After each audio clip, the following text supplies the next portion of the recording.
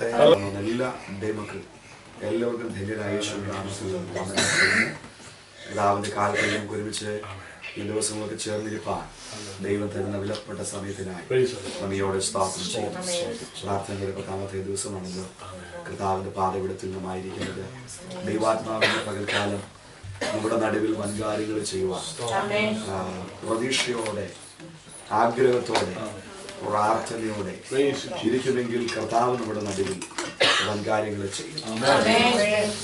എന്നോട് കേട്ട പിതാവിന്റെ വാഗ്ദാനത്തിനായി നിങ്ങൾ കാത്തിരുന്ന് പ്രാർത്ഥിക്കണം എന്ന് ശിഷ്യന്മാരോട് അരുളി ചെയ്തിട്ട് കർത്താവ് ബഥാന്യ മലയിൽ നിന്ന് സ്വർഗാരോഹണം ചെയ്ത് കഴിഞ്ഞതിന് ശേഷം അവർ തിരിച്ച് ഇറങ്ങി വന്ന് എന്ത് ചെയ്യാൻ തുടങ്ങി? കാത്തിരുന്ന് പ്രാർത്ഥിക്കാനായി തുടങ്ങി. അങ്ങനെ അവർ സഹീവന്മാളിക മുറിയിൽ ഒന്നിച്ച് കൂടിയിരുന്ന് പ്രാർത്ഥിക്കുവാനായി തുടങ്ങിയ 10ാമത്തെ ദിവസം രാവിലെ 9 മണിക്ക് ഒന്നിച്ച് അവർ കൂടിയിരുന്ന് ആരാധിക്കുമ്പോൾ കഴിഞ്ഞ 9 ദിവസങ്ങളിൽ നിന്ന് വ്യത്യസ്തമായി ആമേൻ അപ്പോസ്തലരുടെ 2-ാം അധ്യായത്തിൽ കാണുന്നത് പോലെ ആമേൻ പിളർന്ന നാവ് പോലെ, തീജ്വാല പോലെ, ഭൂമി കുലുങ്ങുന്നത് പോലെ പരിശുദ്ധാത്മാവിന്റെ വലിയ അഭിഷേകത്തിന്റെ ശക്തി ഭൂമിയിൽ അതുവരെ ആത്മമണ്ഡലം ഇറങ്ങി വന്നിട്ടില്ലാത്തൊരു തലത്തിലേക്ക് കാത്തിരുന്ന് പ്രാർത്ഥിച്ച 120 പേരുടെ മേലേക്ക് ദൈവാത്മാവ് ഇറങ്ങി വന്നു കഴിഞ്ഞപ്പോൾ, ദൈവാത്മാവ് പതിഞ്ഞു കഴിഞ്ഞപ്പോൾ അവിടെ നിലവാരങ്ങൾ മാറി. കഴിഞ്ഞ 9 ദിവസത്തെ ആരാധനയോ പ്രാർത്ഥനയല്ല ആത്മാവ് ഇറങ്ങി വന്നപ്പോൾ വെളിപ്പെടാൻ തുടങ്ങിയത്. ആത്മസാന്നിധ്യം കൊണ്ട് വലിയ ശബ്ദം അവിടെ വെളിപ്പെട്ടു. അവിടെ നിന്ന് കുറച്ച് വിദൂരമായിട്ടുള്ള യെരൂശലേം ദേവാലയത്തിന്റെ അങ്കണത്തിൽ അന്ന് പെന്തക്കോസ്തെ പെരുന്നാൾ ആചരിക്കുവാൻ ലോകത്തിന്റെ പലയിടങ്ങളിൽ കടന്നു വന്ന കൂടാരങ്ങളൊക്കെ അടിച്ച് പെരുന്നാളുകൾ ആചരിച്ചു വരുന്നതിന്റെ പെന്തക്കോസ്തെ പെരുന്നാൾ ആചരിക്കുന്ന ജനത്തിന്റെ കാതുകളിൽ വരെ അഭിഷേകത്തിന്റെ ശക്തിയുടെ ആരാധനയെത്തുവാനിടയായി. അവിടെയുള്ള ആരവാരങ്ങളിലും ആരാധനയിൽ ഒതുങ്ങുവാൻ കഴിയാതെ അഭിഷേകത്തിന്റെ ശക്തി ചിലരെ തൊട്ടപ്പോൾ അതിന്റെ ഉറവിട ഭാഗത്തേക്ക് ഓടാൻ ചിലരുടെ ഉള്ളിൽ പ്രേരണ ഉണ്ടായി. ചിലർ അവിടെ ഓടിയെടുത്തു. ഓടി വരുമ്പോൾ ആ മാളിക മുറിക്കകത്ത് ചിലർ എന്ത് ചെയ്യുക? ദൈവത്തെ ആരാധിക്കുകയാണ്. ചിലര് പറഞ്ഞു ഇത് രാവിലെ ഉമ്മരെല്ലാം കൂടെ സ്തോത്രം വീഞ്ഞടിച്ച് എന്തോ ബോധക്ഷയം വന്നതായിരിക്കാം എന്ന് ചിലര് പറയുമ്പോൾ, ചിലര് പറഞ്ഞു ഇതല്ല, യോവേൽ പ്രവാചകൻ തുടങ്ങിയ പ്രവാചകന്മാർ പ്രവചിച്ചു വെച്ചത് അന്ത്യകാലത്ത് കടത്തിന്റെ മേലും ഞാൻ ആത്മാവിനെ പകരും എന്ന് പ്രവചിച്ച പ്രവചനത്തിന്റെ നിവൃത്തിയാണ് നമ്മൾ കണ്ണുകൊണ്ട് കാണുന്നത് എന്ന് പറഞ്ഞ് ആമേൻ 3000 പേര് വിശ്വസിപ്പാനിടയായി. Price the Lord. നിങ്ങൾ എത്ര പേര് വിശ്വസിക്കുന്നുണ്ട്? പുതിയൊരു ആത്മമേഖല ഇന്ന് പകൽക്കാലം എന്റെ മേലേക്ക് അയക്കാൻ പ്രാപിപ്പാൻ പോകുകയാണ്. ഓ, പുതിയൊരു ആത്മമണ്ഡലം പ്രാപിക്കണമോ? അതിന് ആത്മാവിനുണ്ട്. Price the Lord. അഭിഷേകം ചെയ്യുന്ന കർത്താവ് ഇവിടെ വന്നിട്ടുണ്ട്. Price the Lord. അഭിഷിക്തൻ ഇവിടെ വന്നിട്ടുണ്ട്. ആ കർത്താവ് ഇന്ന് പകൽക്കാലം നമ്മളെ അഭിഷേകം ചെയ്യേണ്ടതിന് ദൈവകരങ്ങളിലേക്ക് നമ്മളെ തന്നെ വിട്ടുകൊടുക്കുക. ആത്മാവിന്റെ ഒരു പുതിയ ആഴങ്ങളിലേക്ക് ഇറങ്ങുവാനും ഭാഷണത്തോടു കൂടി അഭിഷേകം പ്രാപിക്കപ്പെടാത്തവരുണ്ടെങ്കിൽ നിങ്ങൾക്ക് അത് പ്രാപിപ്പാൻ സഹായമായ ചില കാര്യങ്ങൾ ഞാനൊന്ന് ഓർപ്പിച്ച് മുമ്പോട്ട് നീക്കാൻ ഞാൻ ആഗ്രഹിക്കുക. ഒന്ന്, കർത്താവിന്റെ വചന റെഫറൻസിൽ നിന്നെടുക്കുന്നില്ല, പറഞ്ഞു വിടാം. വിശ്വസിക്കുന്നവൻ വന്ന് എന്ത് ചെയ്യട്ടെ? കുടിക്കട്ടെ. Praise the Lord. വിശ്വസിക്കുന്നവൻ വന്ന് എന്ത് ചെയ്യണം? കുടിക്കണം. അപ്പൊ നമുക്ക് ഒന്നാമതായിട്ട് എന്തോ ഉണ്ടാവണം? ഒരു വിശ്വാസം ഉണ്ടാകണം. Price the Lord. പുതിയ നിയമസഭയ്ക്ക് ദൈവത്തിന്റെ പരിശുദ്ധാത്മാവിനെ നൽകിയിരിക്കുന്നു. ഞാനും യേശുവിന്റെ രക്തത്താൽ പാപമോചനം പ്രാപിക്കപ്പെട്ട ദൈവസഭയുടെ അംഗമായി മാറിയത് കൊണ്ട് എനിക്കൂടെ അവകാശപ്പെട്ടതാണ് ഈ പരിശുദ്ധാത്മാവിന്റെ അഭിഷേകം. എന്റെ കർത്താവ് ഇത് എന്റെ മേലേക്ക് തരും എന്ന് എന്ത് ചെയ്യണം? വിശ്വസിക്കണം. മാത്രമല്ല ഈ ദിവസങ്ങളിൽ കാത്തിരിക്കുക. കർത്താവിന്റെ കാൽക്കൽ നാം ഇരിക്കുകയാണ്. ദാഹിക്കുന്നവൻ വന്ന് കുടിക്കട്ടെ. അടുത്തതായിട്ട് എന്തോ ഉണ്ടാവണം? നമുക്കൊരു ദാഹം ഉണ്ടാകണം. പരിശുദ്ധാത്മാവിനെ പ്രാപിപ്പാൻ, പാനം ചെയ്യുവാൻ ഒരു വലിയ ദാഹം നമ്മുടെ ഉള്ളിലുണ്ടെങ്കിൽ നമ്മുടെ ദാഹം അറിയുന്ന ദൈവം നമുക്ക് വേണ്ടി തന്റെ ആത്മാവിനെ പകരും. Praise the Lord, praise the Lord. വിശ്വസിക്കുന്നതിന് ഉള്ളിൽ നിന്ന് തിരുവെഴുത്ത് പറയുന്നത് പോലെ ജീവജല നദി ഒഴുകും. Praise the Lord. ഇന്ന് പകൽക്കാലം നമ്മുടെ മേൽ ഈ ദിവസങ്ങളായി പെയ്തിറങ്ങി നിൽക്കുന്ന ആത്മാവിന്റെ മാരി, പ്രൈസ് ദി ലോർഡ്, ചില മണ്ഡലങ്ങളിലൂടെ ഉറവകളായി എന്ത് ചെയ്യണം? ഒറ്റണം. ഈ ഉറവ ഉണ്ടാകുന്ന എപ്പോഴാണെന്ന് അറിയാമോ? മുകളിൽ നിന്ന് മഴ ശക്തമായി കഴിയുമ്പോഴാണ് ഉറവയുണ്ടാകുന്നത്. ഭൂമിയിലേക്ക് ഈ വെള്ളം പിടിച്ചിട്ട് അല്പ സമയം കഴിയുമ്പോൾ, അല്പ ദിവസങ്ങൾ കഴിയുമ്പോൾ ചില മണ്ഡലങ്ങളിലൂടെ ഉറവ വെളിപ്പെടുവാനിടയാകും. അതുകൊണ്ട് ഇന്ന് പകൽക്കാലം ഈ ദിവസങ്ങളില് ആമേൻ പ്രാപിച്ച ഒരാത്മമണ്ഡലം നമ്മുടെ ഉള്ളിൽ നിന്ന് ആമേൻ തിരുവെഴുത്ത് പറയുന്നത് പോലെ ആത്മാവിന്റെ ഒരു പുതിയ ഉറവയായി വെളിപ്പെടുവാൻ കർത്താവിന്റെ ബലമുള്ള കരങ്ങളിലേക്ക് നമ്മളെ തന്നെ ഏൽപ്പിച്ചു കൊടുക്കാം. അതിനെ പറയുന്നുണ്ട്, വായെ ഞാൻ അതിനെ നിറയ്ക്കും. പ്രാപിച്ച ആത്മനിയോഗത്തിനൊത്തവണ്ണം, ദൈവത്തോടുള്ള ബന്ധത്തിനൊത്തവണ്ണം നാം ആധരങ്ങളെ തുറന്ന് എന്ത് ചെയ്യാൻ തയ്യാറാകണം? ദൈവത്തെ മഹത്വപ്പെടുത്തുവാൻ, ആരാധിക്കുവാൻ നമ്മൾ തയ്യാറാകുമ്പോൾ ആ ആരാധനയുടെ മേൽ വീണ്ടും നമ്മുടെ ജീവിതത്തിന്റെ മേലേക്ക് ദൈവാത്മാവിന്റെ ആഴം പകരപ്പെടുവാനായിട്ട് ഇടയായിത്തീരും. സ്തോത്രം. മറ്റൊരു ഭാഗം കൂടെ ഇങ്ങനെ കാണുന്നുണ്ട്, പഴയ തുരുത്തിയില് ഞാൻ പുതിയ വീഞ്ഞ് പകരുമാറില്ല. Praise the Lord. പകർന്നാൽ തുരുത്തി പൊളിയുകയും വീഞ്ഞ് നഷ്ടമാകുകയും ചെയ്യും എന്ന് വചനം പറയുന്നു. അങ്ങനെയെങ്കിൽ പുതിയ വീഞ്ഞ് പകരപ്പെടണമെങ്കിൽ നാം എന്തായി മാറണം? നാം പുതിയ തുരുത്തിയായി മാറണം. Price the Lord. നമ്മുടെ പഴയ മനുഷ്യന്റെ എല്ലാ പ്രവർത്തികളെയും അതിന്റെ രാഗമോഹങ്ങളെയും ആമേൻ ഉരിഞ്ഞു കളഞ്ഞ് പുതിയ മനുഷ്യനെ ധരിച്ച് പുതിയ തുരുത്തിയായി മാറുമ്പോഴേ ആമേൻ അങ്ങനെയുള്ള മേലേക്ക് ദൈവത്തിന്റെ ആത്മാവിനെ കർത്താവ് നൽകിയുള്ളൂ. അതുകൊണ്ട് ഒരു പുതിയ അനുഭവം, വിശുദ്ധിയിൽ നിൽക്കുന്ന, ദൈവകൃപയിൽ നിൽക്കുന്ന ഒരു പുതിയ അനുഭവം എവിടെയെങ്കിലും പുതുക്കപ്പെടാനുണ്ടോ എന്ന് ആമേൻ അവരവര് ശോധന ചെയ്ത് എന്ത് ചെയ്യണം? ആമേൻ പുതുക്കപ്പെടാൻ തയ്യാറാകണം. ആമേൻ 2-3 വയസ്സുള്ളൊരു കുഞ്ഞ് രാവിലെ ആമേൻ മമ്മി ദോശ ഉണ്ടാക്കുമ്പോൾ ആ ദോശയുടെ മണം മൂക്കിലടിച്ചിട്ട് ആമേൻ ഏതെങ്കിലും ഒരു പാത്രം എടുത്തുകൊണ്ട് മമ്മിയുടെ അരിയിൽ ചെന്ന്, മമ്മി എനിക്ക് അപ്പാപ്പന്താ എന്ന് പറഞ്ഞാൽ അത് ആ പാത്രം കുഞ്ഞിനെ ദോശ കൊടുക്കാൻ കൊള്ളാത്തതാണെങ്കിൽ അമ്മ അതിനകത്തോട് എന്ത് ചെയ്യത്തില്ല? കൊടുക്കത്തില്ല. പക്ഷെ ഈ രാവിലെ എഴുന്നേറ്റ് ഈ തണുപ്പത്ത് എന്തിനാ ഉണ്ടാക്കുന്നേ? ഈ കുഞ്ഞിന് കൊടുക്കാനാ. പക്ഷേ കുഞ്ഞ് കൊണ്ടുവന്ന പാത്രം അതിന് കൊടുക്കാൻ യോഗ്യമല്ലാത്തത് കൊണ്ട് അമ്മ അതിനകത്ത് എന്ത് ചെയ്യത്തില്ല. ഇതുപോലെ തന്നെ നമുക്ക് തരാനാണ്, ദൈവസഭയ്ക്ക് തരാനാണ് കൃപകളും വരങ്ങളും ആത്മാവിന്റെ ഫലങ്ങളും ആമേൻ എല്ലാം സ്വർഗത്തിലെ ഭണ്ഡാരത്തിൽ കരുതി വെച്ചിരിക്കുന്നത്. ആമേൻ തന്നോട് യാചിക്കുന്നവർക്ക് എത്ര അധികമായി ആമേൻ ദൈവത്തിന്റെ പരിശുദ്ധാത്മാവിനെ ആമേൻ കൊടുക്കുന്നു എന്ന് നമ്മൾ വായിക്കുന്നു. അങ്ങനെയെങ്കിൽ നമുക്ക് തരാൻ വേണ്ടിയാ ഇതെല്ലാം സ്വർഗീയ ഭണ്ഡാരത്തിൽ കർത്താവ് നൽകിയിരിക്കുന്നത്. സ്വന്തം പുത്രനെ ആദരിക്കാതെ നമുക്ക് വേണ്ടി ഏൽപ്പിച്ചുള്ളവൻ അവനോടുകൂടെ സകലവും നൽകാതിരിക്കുമോ? നൽകുക തന്നെ ചെയ്യും. അതുകൊണ്ട് ഈ 10ാമത്തെ പകൽക്കാലം ദൈവാത്മാവിന്റെ ഒരു പുതിയ മേഖലയിലേക്ക് നാം വ്യക്തിപരമായി നയിക്കപ്പെടുവാൻ കർത്താവിന്റെ ബലമുള്ള കരത്തിലേക്ക് നമ്മളെ തന്നെ ഏൽപ്പിക്കാം. ഒരുപക്ഷെ ഇന്നലെ രാത്രി ഡ്യൂട്ടി ചെയ്ത് കാണാം, വളരെ ശാരീരിക ക്ഷീണവും ബുദ്ധിമുട്ടൊക്കെ കാണും. എങ്കിലും ആവോളം പ്രാർത്ഥനയിലും ഉണർന്നൊക്കെ ഇരിക്കുവാൻ കർത്താവിന്റെ നാമത്തിൽ ഓർപ്പിക്കുന്നു. ദൈവത്തോടെ അനുഗ്രഹിക്കുമാറാകട്ടെ. ആമേൻ. ആരെങ്കിലും ഉറങ്ങിപ്പോയാൽ എനിക്ക് ബുദ്ധിമുട്ടില്ല, കാരണം നിങ്ങളുടെ ശരീരത്തിന്റെ അവസ്ഥ എനിക്കറിയാം. Price the Lord. ദൈവം നിങ്ങളെ ബലപ്പെടുത്തുമാറാകട്ടെ. നമ്മൾ ഈ ദിവസങ്ങളിൽ ചിന്തിച്ചു വരുന്നത് നമ്മുടെ അകത്തെ മനുഷ്യൻ ശക്തിയോടെ ബലപ്പെടുക എന്ന ഒരു സബ്ജക്റ്റാണ് നമ്മുടെ നടുവിൽ ദൈവാത്മാവ് നൽകിക്കൊണ്ടിരിക്കുന്നത്. അതിൽ കഴിഞ്ഞ 2 ദിവസം അതിന്റെ 2 മേഖലകളെ തൊട്ടു. അകത്തെ മനുഷ്യൻ ബലപ്പെടുവാൻ നമുക്ക് എന്താണ് ആവശ്യം? ഒരു കുഞ്ഞ് ജനിച്ചു വീഴുമ്പോൾ പ്രാണവായു ആ കുഞ്ഞിന് ആവശ്യമായതുപോലെ നമ്മുടെ അകത്തെ മനുഷ്യന്റെ വളർച്ചയ്ക്ക് ആവശ്യമാണ് പ്രാർത്ഥന എന്ന് നമ്മൾ കണ്ടു. അടുത്തതായിട്ട് ആമേൻ പാലും കട്ടിയായ ആഹാരവും ആമേൻ. ഒരു കുഞ്ഞ് വളരുവാൻ ആവശ്യമായിരിക്കുന്നത് പോലെ നമ്മുടെ അകത്തെ മനുഷ്യന്റെ വളർച്ചയ്ക്ക് ആമേൻ പാലും കട്ടിയായ ആഹാരവും ആവശ്യമാണ്. ഇന്നലെ ആ വചനം നമ്മെ ഒരു വിശുദ്ധിയിലേക്ക് ഒന്നുകൂടെ നമ്മളെ തന്നെ കാണുവാൻ, വചനപ്രകാരം ഒന്നുകൂടെ ഒരുക്കപ്പെടുവാൻ ആ വചനം നമ്മളെ മുൻപോട്ട് നയിക്കുകയുണ്ടായി.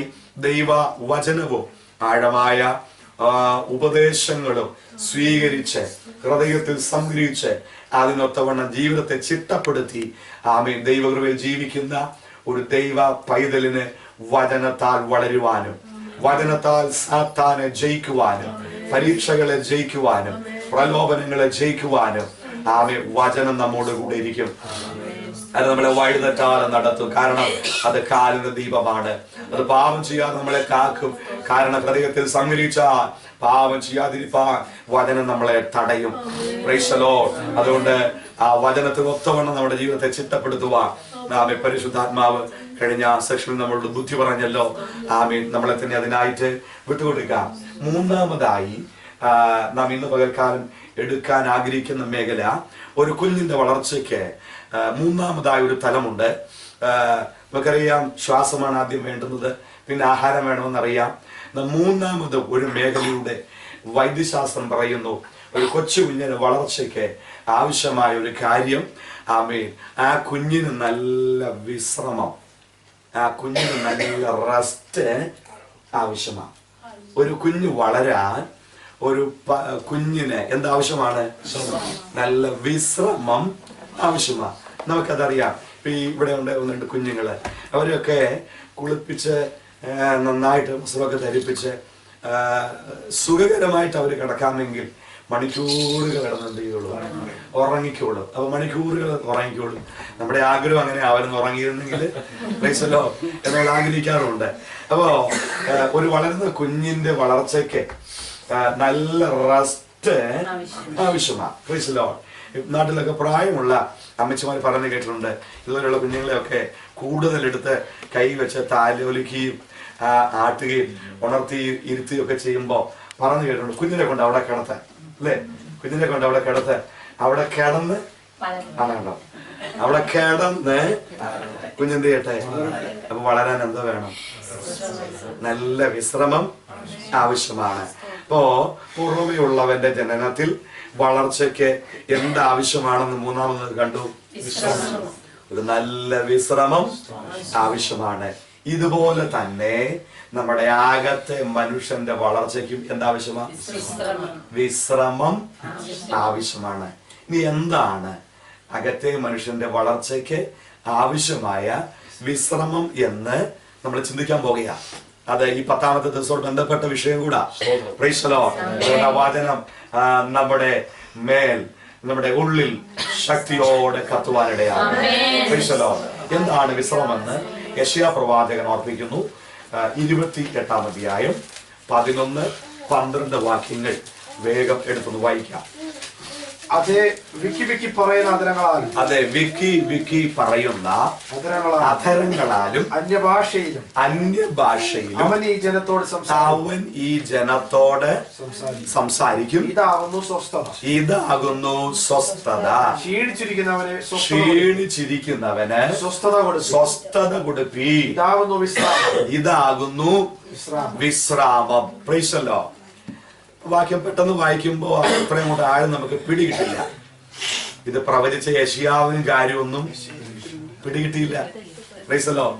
താന് ക്രിസ്തുവിന്റെ ആത്മാവിനെ പ്രവചിച്ചു വെച്ചു, വിക്കി വിക്കി പറയുന്ന അധരങ്ങളാലും അന്യഭാഷകളാലും അവൻ ഈ ജനത്തോട് സംസാരിക്കും. എന്നിട്ട് പറയുകയാണ്, ഇതാകുന്നു സ്വസ്ഥത.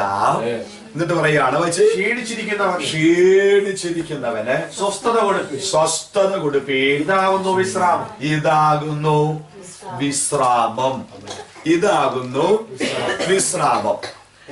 അവരോട് അരുളി ചെയ്തു. മതി. ഇതാകുന്നു വിശ്രാമം. മുകളിൽ പറയുകയാണ് എന്താണ് സ്വസ്ഥതയും വിശ്രാമവും.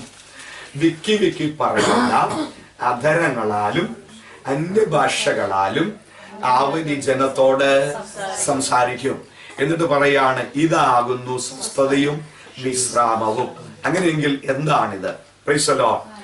ക്രിസ്തുവിന് മുൻപ് ഏകദേശം 650 പരം വർഷങ്ങൾക്ക് മുമ്പ് പ്രവചിച്ച യെശയ്യാവിന് ഇതിന്റെ അർത്ഥമൊന്നും എന്ത് ചെയ്തില്ല, മനസ്സിലായില്ല. പ്രൈസലോ. പക്ഷെ ക്രിസ്തുവിന്റെ ആത്മാവിനെ ദൂത് വിളിച്ചു പറഞ്ഞു, ചുരുളുകളിൽ എഴുതി വെച്ചു. പക്ഷെ പല അർത്ഥങ്ങളും തനിക്ക് പിടികിട്ടാഞ്ഞത് കൊണ്ട് പഴയ നിയമ പ്രവാചകന്മാർ പ്രവചിച്ച പല വിഷയത്തിന്റെയും പൊരുൾ അവർക്ക് അറിയാൻ പറ്റാതെ വന്നപ്പോൾ അവർ ചെയ്ത ഒരു കാര്യമുണ്ട്.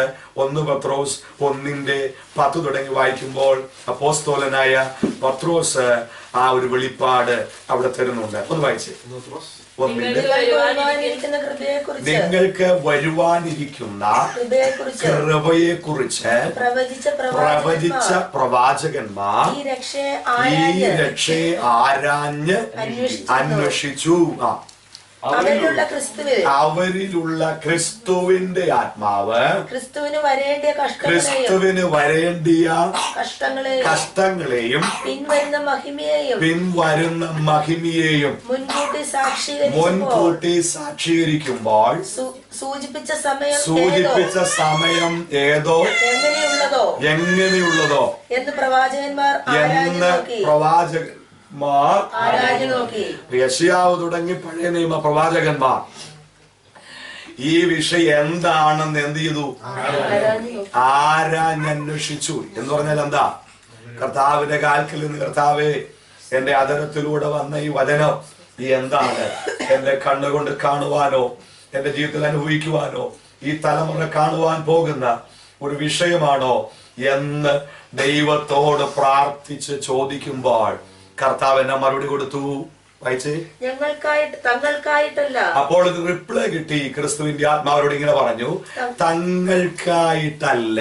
തങ്ങൾ എന്ന് പറഞ്ഞാൽ ആരാണ്? പഴയ നിയമ ശുശ്രൂഷകരും പ്രവാചകന്മാരും. അവർക്കൊരു വിഷയം വെളിപ്പെട്ടു. ഈ പ്രവചിച്ചത് ആർക്ക് വേണ്ടിയല്ല? തങ്ങൾക്ക് വേണ്ടിയല്ല. പിന്നെ ആർക്ക് വേണ്ടിയാണ്? നിങ്ങൾക്ക് വേണ്ടി. ആരാണ് ഈ നിങ്ങൾ? പ്രൈസലോ. ജനിക്കാൻ പോകുന്ന, ദാവീദിന്റെ ഭാഷയിൽ പറഞ്ഞ 22 സംഗീതത്തിൽ പറയുന്ന ജനിക്കാൻ പോകുന്ന സന്തതിയെ കുറിച്ചാണ് അവിടെ നിങ്ങൾ എന്ന് ആമേൻ സൂചിപ്പിച്ചിരിക്കുന്നത്. തങ്ങൾക്ക് വേണ്ടിയല്ല. പറഞ്ഞാൽ പഴയ നിയമ വിശുദ്ധന്മാർക്ക് വേണ്ടിയല്ല, പ്രത്യുത പുതിയ നിയമ സഭയ്ക്ക് വേണ്ടി, പുതിയ നിയമ ഭക്തന്മാർക്ക് വേണ്ടിയാണ് ഈ ആമേൻ വിഷയം ആമേൻ ദൈവാത്മാവ് വെളിപ്പെടുത്തിയത് എന്ന് എന്ത് ചെയ്തു? ഇങ്ങനെ വായിച്ചു. സ്വർഗത്തിൽ നിന്ന് അയച്ച പരിശുദ്ധാത്മാവിനാൽ നിങ്ങളോട് സുവിശേഷം അറിയിച്ചവർ അത് ഇപ്പോൾ നിങ്ങളെ ഗ്രഹിപ്പിച്ചിരിക്കുന്നു. അങ്ങനെയെങ്കിൽ അതെന്തായിരുന്നു?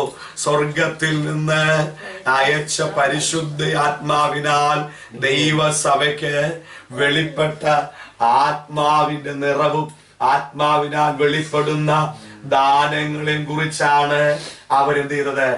പ്രവചിച്ചു വെച്ചത്. അതിലേക്ക് ഇന്ന് പകൽക്കാലം തമ്മിൽ വ്യാപരിക്കുന്ന ആത്മസന്തോഷത്തിന്റെ വലിപ്പം എത്ര വലുതാണ്!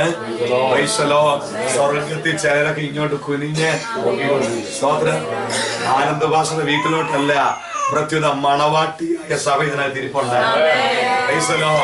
ചങ്കിലെ ചോരയാൽ വീണ്ടെടുപ്പ് പ്രാപിച്ച ഒരു കൂട്ടം കുഞ്ഞുങ്ങൾ ഇതിനകത്ത് ഇരിക്കുന്നത് കൊണ്ട് ഇതിനകത്തോട്ട് ആരൂടെ നോക്കിക്കൊണ്ടിരിക്കുക. എന്ത് ചെയ്യുന്നു? കുനിഞ്ഞു നോക്കുവാൻ ആഗ്രഹിക്കുന്നു. അങ്ങനെയെങ്കിൽ ദൂതന്മാരുകൂടെ കൊതിക്കുന്ന ഒരു വലിയ ആത്മാവിന്റെ സാന്നിധ്യം, സന്തോഷമാണ് പുതിയ നിയമസഭയുടെ മേൽ പകർന്നു തന്നിരിക്കുന്നത്. പിന്നെ പകൽക്കാലം അതുകൊണ്ട് ഈ 10ാമത്തെ പകൽക്കാല ദൈവസഭയ്ക്ക് ആമേൻ കർത്താവ് വാഗ്ദത്തം ചെയ്തിരിക്കുന്നതും പെന്തക്കോസ്തു നാളിൽ പകരപ്പെട്ടതുമായ ഒരാത്മാവിന്റെ ആഴത്തിലേക്ക് ഇറങ്ങുവാൻ ദൈവകരങ്ങളിലേക്ക് കേൾപ്പിക്കാം. മറ്റൊരു പ്രവാചകൻ പ്രവചിച്ചു വെച്ചു, അന്ത്യകാലത്ത് സകല ജഡത്തിന്റെ മേലും ആത്മാവിനെ പകരും. നിങ്ങളുടെ പുത്രന്മാരും പുത്രിമാരും പ്രവചിക്കും. നിങ്ങളുടെ വൃദ്ധന്മാർ സ്വപ്നങ്ങളെ എന്ന് പ്രവചിച്ച് യോവേൽ ആ ചുരുളിൽ എഴുതി വെക്കുമ്പോഴും യോവേലിന് അറിയത്തില്ലായിരുന്നു ഇതെന്റെ കണ്ണുകൊണ്ട് കാണാൻ പോകുന്ന സംഗതിയാണോ. അദ്ദേഹം മാറിയിരുന്ന് ക്രിസ്തുവിന്റെ ആത്മാവിനാൽ ചോദിച്ചു കാണും, ആമേൻ, ഇത് ഞങ്ങൾക്ക് വേണ്ടിയാണോ അതോ മറ്റാർക്കേലും വേണ്ടിയാണോ? അപ്പോൾ തന്നോടും ആത്മാവ് പറഞ്ഞു കാണും, ഇത് തങ്ങൾക്ക് വേണ്ടിയല്ല, ഇത് ജനിക്കാൻ പോകുന്ന മറ്റൊരു സന്തതിക്ക് വേണ്ടിയാണ്. അങ്ങനെയെങ്കിൽ എന്താണ് നമ്മുടെ വിശ്രമം? ഇത്രയും വാക്കുകൊണ്ട് പിടികിട്ടിയോ? മൂന്നാമതായി അകത്തെ മനുഷ്യന്റെ വളർച്ചയ്ക്ക് ആവശ്യമായ വിശ്രമം എന്ന് പറയുന്നത് എന്താണ്? പരിശുദ്ധ ആത്മാവിന്റെ നിറവ്, അഭിഷേകം. ആ ആത്മമണ്ഡലം തുറക്കപ്പെടുമ്പോൾ വിക്കി വിക്കി പറയുന്ന അധരങ്ങളാലും അന്യഭാഷകളാലും ചലിച്ചു തുടങ്ങുന്ന ഒരു വ്യക്തിയുടെ അകത്തേക്ക് ഒഴുകുന്ന ആത്മാവിന്റെ ശക്തിയാൽ അവന്റെ ജീവിതത്തിൽ ഒരു വലിയ വിശ്രമത്തിൽ വീഴി ദൈവാത്മാവ് ഒരുക്കുകയാണ്. Praise the Lord. Praise the Lord. Praise the Lord. Praise the Lord. നമുക്ക് ഒരു സ്വസ്ഥത അല്ലെങ്കിൽ ശബ്ദ അനുഭവം ശേഷിച്ചിരിക്കുന്നു എന്ന് എബ്രായ ലേഖനത്തിൽ കാണുന്നുണ്ട്. Praise the Lord. എബ്രായ ലേഖനത്തിൽ നമുക്കൊരു സ്വസ്ഥത അല്ലെങ്കിൽ ഒരു ശബ്ദ അനുഭവം ശേഷിച്ചിരിക്കുന്നു എന്ന് എബ്രായ ലേഖനത്തിൽ കാണുന്നുണ്ട്. ആരാണ് ആ സ്വസ്ഥതയിലേക്ക് പ്രവേശിക്കപ്പെടുന്നത്? വായിക്കാമോ? ആകയാൽ ദൈവത്തിന്റെ ജനത്തിന് ഒരു ശബത്ത് ആകയാൽ ദൈവത്തിന്റെ ജനത്തിന് ശബത്ത് അനുഭവം ശേഷിച്ചിരിക്കുന്നു. ഒരു ശബത്ത് അനുഭവം ശേഷിച്ചിരിക്കുന്നു. 4-ാം അധ്യായം 4:9. ദൈവം തന്റെ പ്രവൃത്തികളിൽ നിന്ന് എന്ന പോലെ അവന്റെ സ്വസ്ഥതയിൽ പ്രവേശിച്ചവൻ താനും തന്റെ പ്രവൃത്തികളിൽ നിന്ന് നിവർത്തനായി തീർന്നു. ദൈവം തന്റെ ജനത്തിന് എന്തോ ഒരുക്കിയിരിക്കുന്നു? ഒരു സ്വസ്ഥത ഒരുക്കിയിരിക്കുന്നു എന്ന് എബ്രായ ലേഖനത്തിൽ കാണുന്നുണ്ട്. അവൻ ഏതാണ് ഈ സ്വസ്ഥത? 4-ന്റെ ഒന്നുകൂടെ വായിച്ച്. അവന്റെ സ്വസ്ഥതയിൽ പ്രവേശിപ്പാനുള്ള വാഗ്ദത്തം, അവന്റെ സ്വസ്ഥതയിൽ പ്രവേശിപ്പാനുള്ള വാഗ്ദത്തം ശേഷിച്ചിരിക്കുകയാൽ നിങ്ങളിൽ ആർക്കെങ്കിലും അത് ലഭിക്കാതെ പോയി എന്ന് വരാതിരിപ്പാൻ നാം ഭയപ്പെടുക. നോക്കൂ, നമുക്ക് എന്തോ ശേഷിച്ചിരിക്കുന്നു? ഒരു സ്വസ്ഥത ശേഷിച്ചിരിക്കുന്നു. ഈ സ്വസ്ഥത എങ്ങനെയാ കിട്ടുന്നത്? ഞാൻ പറയാ, നമ്മുടെ ജീവിതത്തിൽ ഒത്തിരി അസ്വസ്ഥപ്പെടുത്തുന്ന അനുഭവങ്ങളൊക്കെ നമ്മുടെ ക്രിസ്തുവിലുണ്ട്. നാളുകളെ കുറിച്ചുള്ള ചിന്തകൾ, വീസയുടെ വിഷയങ്ങള്, ജോലിയുടെ വിഷയങ്ങള്, കുഞ്ഞുങ്ങളുടെ വിഷയങ്ങള്, ഭാരപ്പെടുത്തിക്കൊണ്ടിരിക്കുന്ന, അസ്വസ്ഥപ്പെടുത്തിക്കൊണ്ടിരിക്കുന്ന ഒത്തിരി ഒത്തിരി വേദനയുടെ ചിന്ത നമ്മുടെ അകത്തുണ്ടെങ്കിലും ദൈവവൈതലേ, പരിശുദ്ധാത്മാവിന്റെ നിറവുള്ള ഒരു ദൈവവൈതൽ പ്രാർത്ഥനാമുറി മുട്ടുമടക്കി ദൈവസാന്നിധ്യത്തിൽ നിറഞ്ഞ് ആത്മനിറവിൽ ദൈവത്തോട് പ്രാർത്ഥിക്കുമ്പോൾ പരിശുദ്ധാത്മാവ് വിഷയത്തിന്റെ മേൽ ഇടപെട്ടിരിക്കുന്നു എന്ന്, ഏറ്റെടുത്തിരിക്കുന്നു എന്ന് ആത്മാവ് നമ്മുടെ ഉള്ളിൽ ആത്മാവോട് സംസാരിക്കുന്നു. അതുകൊണ്ടാണ് ഫിലിപ്പിയർ കാണുന്ന ഒന്നിനെ കുറിച്ചും വിചാരപ്പെടാതെ എല്ലാറ്റിലും പ്രാർത്ഥനയാൽ അപേക്ഷയാലും നിങ്ങളുടെ ആവശ്യങ്ങൾ ദൈവത്തിൽ അറിയിക്കുക അത്രേ വേണ്ടുന്നത്. അങ്ങനെ അറിയിക്കുമ്പോൾ സംഭവിക്കുന്നു. സകല ബുദ്ധിയെ ദൈവ സമാധാനം നിങ്ങളുടെ നിലവുകളെ ഹൃദയങ്ങളെ ചെയ്യോ ക്രിസ്തുവിൽ കാക്കുക. ചൂട് പിടിച്ച് അസ്വസ്ഥതയോടെ നിരാശയോടെ ദൈവത്തിന്റെ സംവിധാനത്തിൽ മുട്ടുമടക്കുന്ന ഒരു ദൈവ പൈതൽ പ്രാർത്ഥനാമുറിയിൽ ദൈവാത്മാവിനാൽ എന്തനുഭവിക്കും? സ്വസ്ഥത അനുഭവിക്കും. ആത്മാവ് പറയും, നിന്റെ വിഷയം ഞാൻ ഏറ്റെടുത്തിരിക്കുന്നു. നീ ഇനി അത് ഓർത്ത് എന്ത് ചെയ്യണ്ട, ഭാരപ്പെടണ്ട. ഞാൻ പ്രവർത്തിക്കുന്ന സമയത്തിന് വേണ്ടി നീന്തോ കാത്തിരുന്നു എന്ന് അകത്ത് ആത്മാവ് ഒരു സ്വസ്ഥത ഇട്ടാൽ പിന്നെ ആ വിഷയത്തെ ഓർത്ത് നമ്മൾ എന്ത് ചെയ്യണ്ട, ഭാരപ്പെടണ്ട. ഇത് നമുക്ക് കൊണ്ടുവരുന്നത് ആരാണ്? ദൈവത്തിന്റെ പരിശുദ്ധ ആത്മാവാണ്.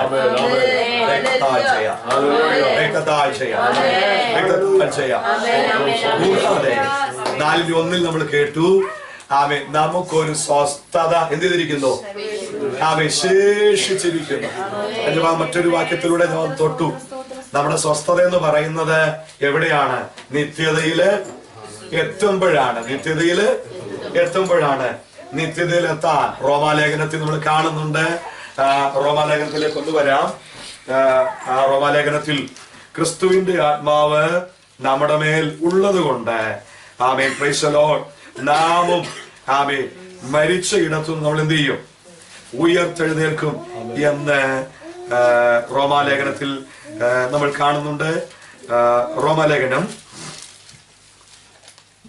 8-ാം അധ്യായം 11 തുടങ്ങിയുള്ള വാക്യങ്ങൾ വായിച്ച്. ക്രിസ്തുവിനെ മരിച്ചവരിൽ നിന്ന് ഉയർപ്പിച്ചവന്റെ ആത്മാവ്, ക്രിസ്തുവിനെ മരിച്ചവരിൽ ഉയർപ്പിച്ച ആത്മാവ് നിങ്ങളിൽ വസിക്കുന്നു എങ്കിൽ ക്രിസ്തുയേശുവിനെ മരണത്തിൽ നിന്ന് ഉയർപ്പിച്ചവൻ നിങ്ങളിൽ വസിക്കുന്ന തന്റെ ആത്മാവിനാൽ നിങ്ങളുടെ മർത്യ ശരീരങ്ങളെയും ഈ സ്വസ്ഥതയിലേക്കൊന്ന് പ്രവേശിക്കണമെങ്കിൽ അതിനുള്ള അക്ഷരമാണ്, അതിനുള്ള അഡ്വാൻസ് ആണ് എന്റെ മേലും ഇവിടെ ഇരിക്കുന്ന ഓരോ വ്യക്തിയുടെ മേലും പകർന്നിരിക്കുന്ന പരിശുദ്ധ ആത്മാവ്. തിരിച്ചറിഞ്ഞ് ആ മേഖലയിലേക്ക് നമുക്ക് എനിക്ക് ആത്മാവിനെ തന്നത് ആമേൻ ഒരു ആരാധനയ്ക്കകത്ത് ഒതുങ്ങാനല്ല, എന്റെ ഭാഷയ്ക്കകത്ത് മാത്രം ഒതുങ്ങാനല്ല, അതിന്റെ പ്രത്യക്ഷ തലങ്ങളിലുള്ള ദൈവിക ഇടപെടലുകളും വെളിപ്പെടുത്തലുകളുമായിരിക്കുമ്പോൾ അതിനപ്പുറത്ത് അത്യന്താപേക്ഷിതമായി നാം തിരിച്ചറിയണം. ആമേൻ, സ്തോത്ര. ക്രിസ്തുവിനെ മരിച്ചവരുടെ ഇടയിൽ നിന്ന് ഉയർപ്പിച്ചവന്റെ ആത്മാവ് പകൽക്കാലം നമ്മുടെ മേൽ തന്നിരിക്കുന്ന ആത്മാവേദ യേശു ക്രിസ്തുവിനെ മരിച്ചവരുടെ ഇടയിൽ നിന്ന് ഉയർപ്പിച്ച ആത്മാവ്. ശ്രദ്ധിച്ചേ, ആമേൻ. അരിമത്തിലെ ജോസഫിന്റെ കല്ലറയില് യേശുവിനെ കൊണ്ട് എന്ത് ചെയ്തു? അടക്കം ചെയ്തു. 3 ശക്തികളെങ്കിലും കുറഞ്ഞത് യേശു ഉയർപ്പ് ഉണ്ടാകാതിരിപ്പാൻ വളരെ ശ്രദ്ധിച്ചുകൊണ്ടിരിക്കുകയാണ്. 1, പൈശാചിക അന്ധകാര മേഖലകൾ. ലൂസിഫറിന്റെ പിന്നിൽ അണിനിരക്കുന്ന ഇരുട്ടിന്റെ ഒരു വലിയ ശക്തി. യേശുവിന് ഒരു ഉയർപ്പ് ഉണ്ടാകാതിരിപ്പാൻ അവരോട് ചേർന്ന് റോമൻ ഗവൺമെന്റിന്റെ മതശക്തി, യഹൂദ മതത്തിന്റെ ശക്തി, ആമേൻ. 3, ഭരണത്തിന്റെ ശക്തി, റോമൻ ഗവൺമെന്റിന്റെ ശക്തി. ഈ 3 ശക്തികൾ ഒരുമിച്ച് അണിനിരുന്നു. ഇവരുടെ പ്രതിനിധികൾ അവിടെ നമ്മൾ കാണുന്നു. മഹാപുരോഹിതനെയും പുരോഹിതന്മാരെയും കാണുന്നു. യേശുവിന് ഉയർപ്പുണ്ടാകാതിരിപ്പാൻ അവർ ആർക്ക് പ്രതിനിധിയാണ്? മതത്തിന്റെ പ്രതിനിധികളാണ്. റോമൻ പടയാളികളെ കാണുന്നു.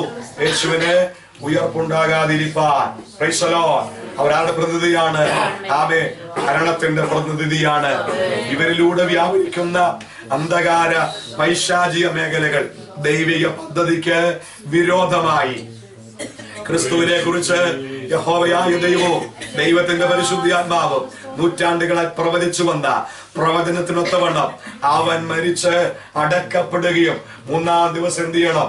ശക്തിയോടെ ഉയർത്തെഴുന്നേൽക്കുകയും വേണ്ടതാകുന്നു എന്ന് ദൈവത്തിന്റെ പദ്ധതി കിടക്കുമ്പോൾ ആ ദൈവിക പദ്ധതിക്ക് വിരോധമായി ഈ 2 ശക്തികളെ മുന്നിൽ നിർത്തിക്കൊണ്ട് പിന്നിലൊരു വലിയ പൈശാചിക ശക്തി, സാത്താന്യ ശക്തി അണിനിരക്കുമ്പോൾ ഇന്ന് പകൽക്കാലം തിരിച്ചറിയണം, ഈ 3 ശക്തികൾ ഒരുമിച്ച് കൈകോർത്ത് നിൽക്കുന്ന ഒരു പ്രത്യേക മോമെന്റിലാണ് പുനരുദ്ധാനത്തിന്റെ ശക്തി.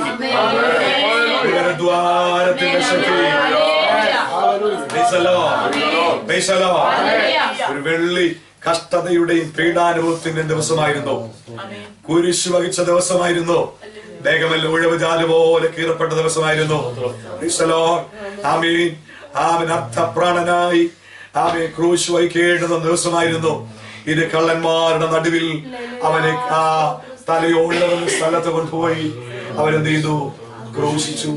കാണുന്നവർ ആമേ തലമാറ്റത്തക്ക നിലയിൽ ചില വേദങ്ങൾ പറയുന്നത് മുഴുവൻ നഗ്നനായിട്ടാണ് യേശുവിനെ ആ കാൽവറി ക്രൂശിൽ ക്രൂശിച്ചത്.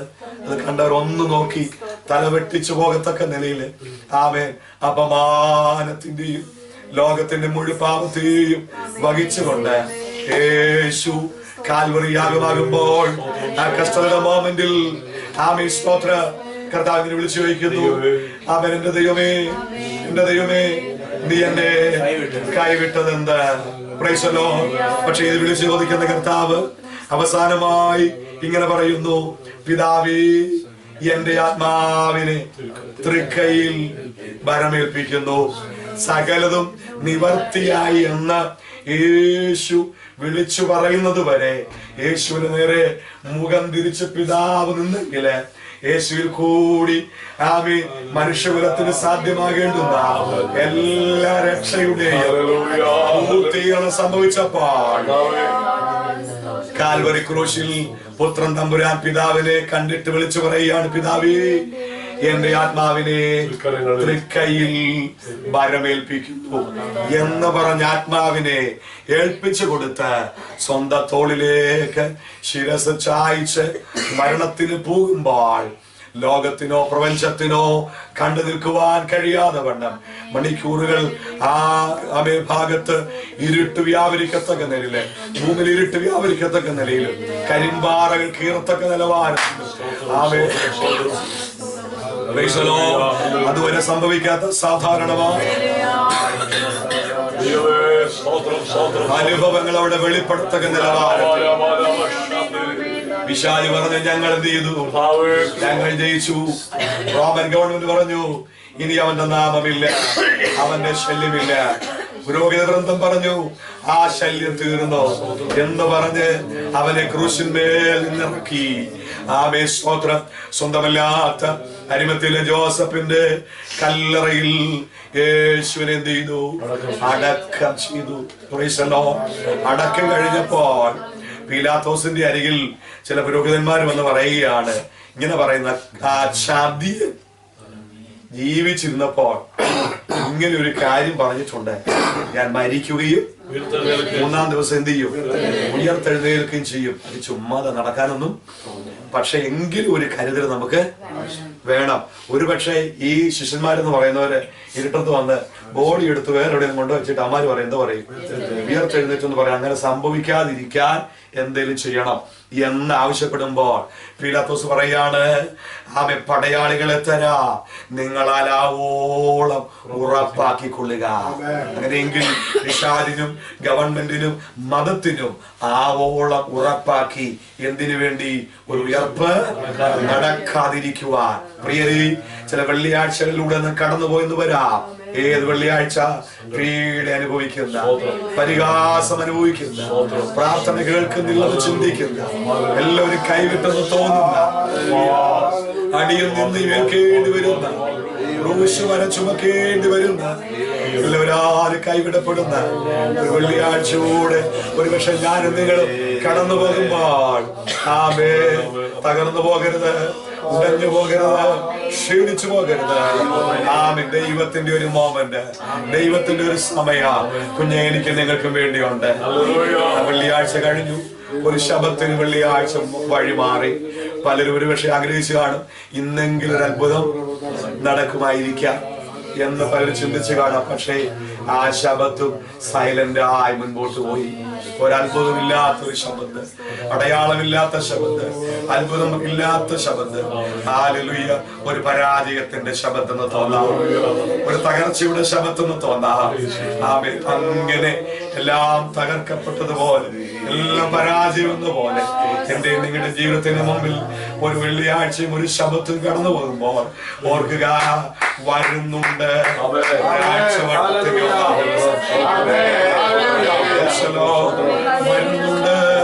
ഒരാഴ്ചവട്ടത്തിൽ ഞാനിങ്ങനെ പറയട്ടെ, ആഴ്ചവട്ടത്തിന്റെ ഒന്നാമത്തെ ആ ദിവസത്തിന്റെ മണിക്കൂറ് ശബത്ത് ക്ലോക്ക് തിരിഞ്ഞ് ഒന്നാമത്തെ ദിവസത്തിൽ വഴിമാറിയപ്പോൾ ആമേൻ, പിതാവ് തീരുമാനിച്ചു കാണും, എന്റെ സമയമായി, എന്റെ സമയമായി, എന്റെ സമയമായി. എന്റെ വാക്കിൽ പറഞ്ഞാൽ സിംഹാസനത്തിൽ നിന്ന് പിതാവ് എന്ത് ചെയ്ത് കാണും? എഴുന്നേറ്റ് കാണും, എഴുന്നേറ്റ് കാണും. ത്രിത്വത്തിൽ മൂന്നാമനായ പരിശുദ്ധ റൂഹിയോട് പറഞ്ഞു കാണും, ഇറങ്ങി ചെല്ലുക, യെരൂശലേമിലേക്ക് ഇറങ്ങി ചെല്ലുക. അരിമത്തിയിലെ ജോസഫിന്റെ കല്ലറയ്ക്കകത്ത് ആമേൻ ത്രിത്വത്തിൽ രണ്ടാമൻ ആമേൻ ചേതറിയറ്റവനായിരിക്കുന്നു. തിരുവെഴുത്ത് പറഞ്ഞിരിക്കുന്നത് പോലെ അവൻ മരിച്ചവരുടെ ഇടയിൽ നിന്ന് ആദ്യജാതനായി ഉയർത്തെഴുന്നേറ്റ് വരേണ്ടതിന് പരിശുദ്ധ റൂഹയെ ഇറങ്ങിച്ചെല്ലുക. കൂടെ ശക്തിയുള്ളൊരു ദൂതനൂടെ ഓർഡർ കൊടുത്തു, ഇറങ്ങിച്ചെല്ലുക. വിശുദ്ധ ആത്മാവിന്റെ ശക്തിയോ ശക്തിയേറിയ ദൂതനും എവിടേക്ക് ഇറങ്ങി വന്നോ? കല്ലറക്കിലേക്ക് ഇറങ്ങി വന്നു. ശക്തി പരിശുദ്ധ ആത്മാവിന്റെ ശക്തി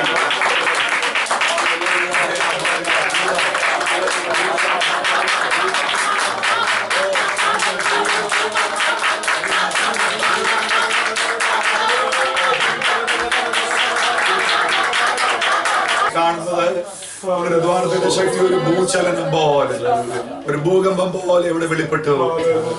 ആ കല്ലറയ്ക്ക് മുമ്പിൽ വെളിപ്പെട്ടു. അവിടെ കുറെ ആളുകളുണ്ട്. ആരാന്നറിയാമോ? റോമൻ പടയാളികളും മതസേവകരും ആയുധധാരികളായി നിന്നുകൊണ്ട് അവർ പറയുന്നുണ്ട്, യേശുവിന്റെ ഉയർപ്പ് ഒരിക്കലും നടക്കത്തില്ല. അനുവാദം ചോദിക്കാൻ ആത്മാവ് നിന്നില്ല. സർവധികാരിയായ ആത്മാവ്, സർവവ്യാപിയായ ആത്മാവ്, സർവശക്തിയുള്ള ആത്മാവ് ആ മണ്ഡലത്തിലേക്ക് വ്യാപരിക്കുന്നു.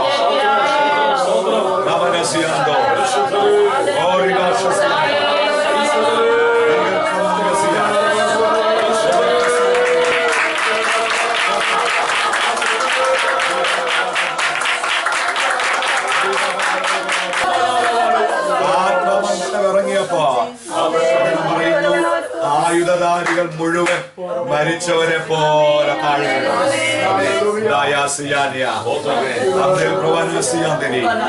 അവർ മുഴുവൻ മരിച്ചവരെ പോലെ എന്ത് ചെയ്തു? താഴെ വീണു. രണ്ട്, ആത്മശക്തി ചെന്ന് കല്ലറയുടെ മുമ്പിൽ ഉരുട്ടി വെച്ച കല്ലേൽ അവൻ പതിച്ചിരുന്ന ഒരു എംപീരിയൻ മുദ്രയുണ്ട്. 7 മുദ്രകളാൽ മുദ്രണം വയ്ക്കുന്ന ആമേൻ ഒരു സംവിധാനം അന്ന് റോമൻ ഗവൺമെന്റിനുണ്ട്. അങ്ങനെ എംപീരിയൻ മുദ്ര വെച്ചാൽ അതിന്റെ അർത്ഥം ഉന്നതമായ അധികാരിയുടെ സാന്നിധ്യത്തിൽ മാത്രമേ ഈ എംപീരിയൻ മുദ്ര തുറക്കാൻ പാടുള്ളൂ. ആമേൻ. അതുകൊണ്ട് ഉന്നതനായ അധികാരിയുടെ സാന്നിധ്യത്തിൽ 7 മുദ്രകളാൽ എന്ത് ചെയ്തിട്ടുണ്ട്? ഇത് മുദ്ര വെച്ച് കല്ല് ഉരുട്ടി വെച്ച് മുദ്ര വെച്ചിരിക്കുകയാണ്.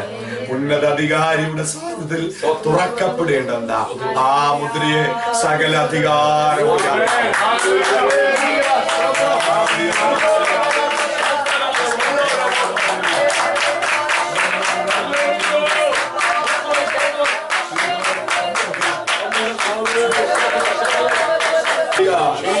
കുടുംബങ്ങൾക്ക് വിരോധമായി, വ്യക്തികൾക്ക് വിരോധമായി വിശായി മുദ്രണം ചെയ്യുന്ന ചില മുദ്രകൾ പൊട്ടട്ടെ, ചില തീരുമാനങ്ങൾ കുറിച്ചു വെച്ച് വിശാൽ മുദ്ര വെച്ചിരിക്കുന്നത് യേശുവിന്റെ നാമത്തില് ആത്മശക്തിയാൽ പൊട്ടിമാറി തീരുമാനം തിരുത്തപ്പെട്ടു.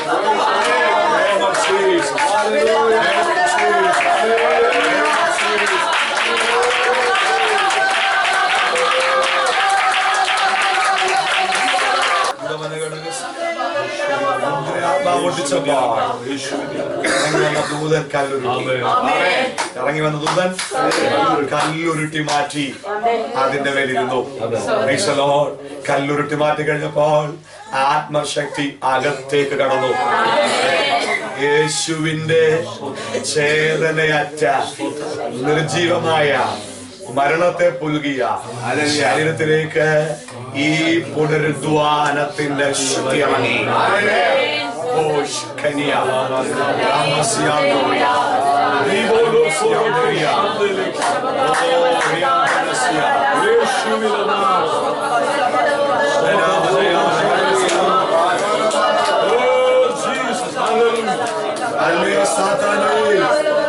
അല്ലേ അല്ലയോ മതമേ, അല്ലയോ റോമൻ ഭരണകൂടം, യുഗങ്ങളുടെ പാറയായവനെ, യുഗങ്ങളുടെ പാറയായവനെ, ഒരു കൊച്ചു കല്ലറക്കകത്ത്, ഒരു കൊച്ചു കൽക്കൂടിനകത്ത് ഒതുക്കാമെന്ന് നീ ചിന്തിച്ചെങ്കിൽ നീ പരാജയപ്പെടുകയാണ്.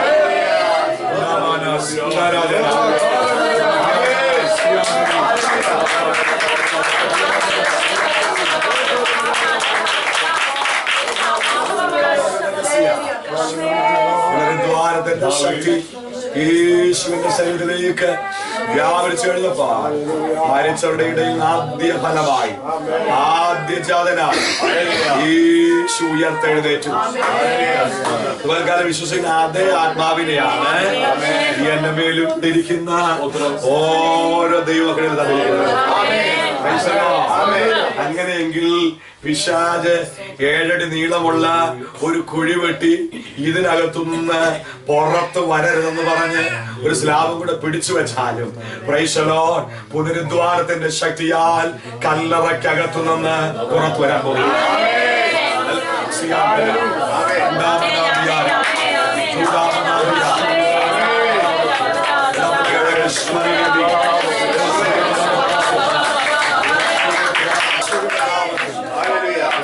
ചില വിഷയത്തിന് ലിമിറ്റ് വെച്ച് നീ ഇത്രയും വന്നാ മതി, ഇതിനകത്ത് നീ എന്ത് ചെയ്യരുത്, പുറത്ത് വരരുതെന്ന് പറഞ്ഞ് കുഴി കുഴിച്ച് മൂടി വെച്ചിരിക്കുന്നത് പോലെ, അടച്ചു വെച്ചിരിക്കുന്നത് പോലെ ആത്മീയ വിഷയത്തെയും വിഷയത്തെയും ജോലിയുടെ വിഷയത്തെയും സാമ്പത്തിക വിഷയത്തെയും ഒതുക്കി വെച്ചിരിക്കുന്ന മണ്ഡലത്തിൽ നിന്ന് പുനരുദ്ധാനത്തിന്റെ ശക്തി അതിനെ പൊളിച്ചുകൊണ്ട്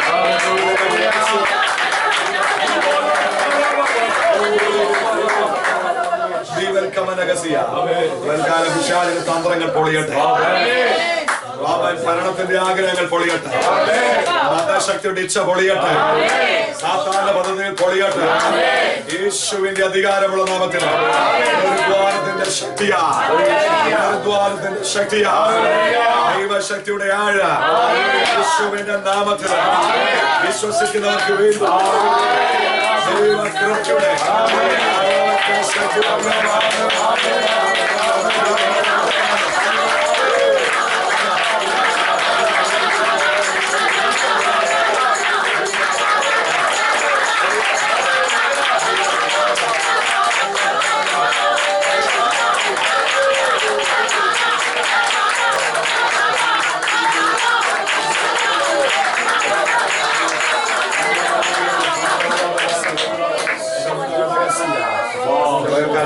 ചെയ്തെടുക്കേണ്ടതെല്ലാം നമ്മുടെ നടി കർത്താവിന്റെ ബലമുള്ള കരത്തിലേക്ക് ആത്മമണ്ഡലം നിന്റെ മേൽ ഇറങ്ങിയ ദൈവത്തിലെ നിന്റെ മേലൊരു ആത്മശക്തി ഇറങ്ങിയ കുടുംബത്തിൽ നീ അവഗണിക്കപ്പെട്ടവനാണെങ്കിൽ, സഹോദരങ്ങൾ നീ തള്ളപ്പെട്ടവനാണെങ്കിലും വെളിപ്പെടുന്ന അഭിഷേകം അവഗണിക്കപ്പെട്ട് കിടക്കാൻ അനുവദിക്കത്തില്ല, മുൻനിരയിലേക്ക് കൊണ്ടുവരും.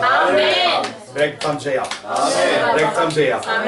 അഭിഷേകത്തിന്റെ ആ തലം നിങ്ങൾക്കാരെ തിരിച്ചറിയണം.